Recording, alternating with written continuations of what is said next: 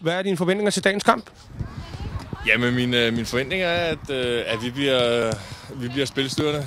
Vi kommer til at have bolden rigtig meget, og forhåbentlig vi har i hvert fald arbejdet meget med, at vi skal have stor fokus på os selv, og de skabeloner og de ting, som vi går og øver på træningsbanen, at det er dem, som vi også kan få se i dagens kamp. Jamen, nu har jeg været i gang i 2 måneders tid, og det har gået over alle forventninger. Det har været super fedt. Pigerne har taget godt imod mig, og taget godt imod de nye ting, jeg har kommet med.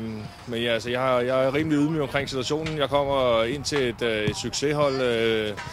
Lisdorf har gjort det fantastisk, og nu vil jeg prøve at tage nogle af de ting med, som egentlig han også havde, og så samtidig lægge lidt på, og ikke lave for meget om.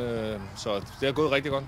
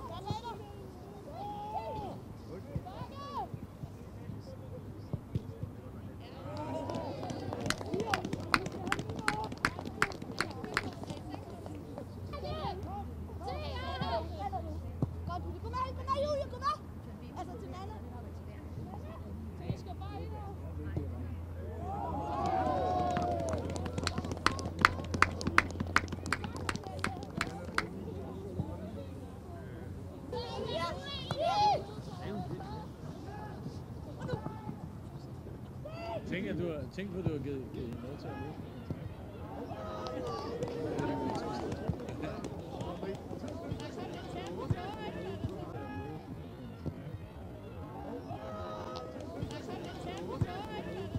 Hvordan vurderer du kampen i dag?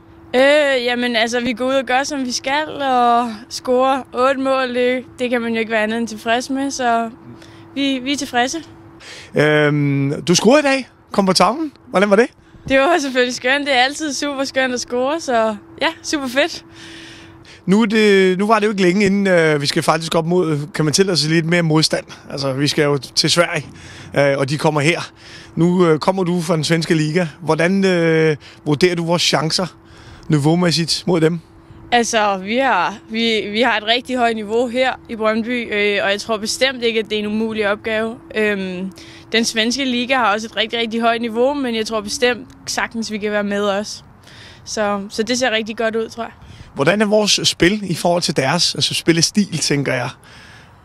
Jamen altså, det er meget forskelligt fra klub til klub, men jeg synes egentlig, i forhold til Linköping og hvordan de spiller, så står de meget kompakt og lever lidt på omstillinger, hvor vi har meget bolden og vil gerne have bolden meget og er mere spilstyrende. Super godt. Du skal ind i varmen nu. Tusind tak, og held og lykke i de kampe, der kommer.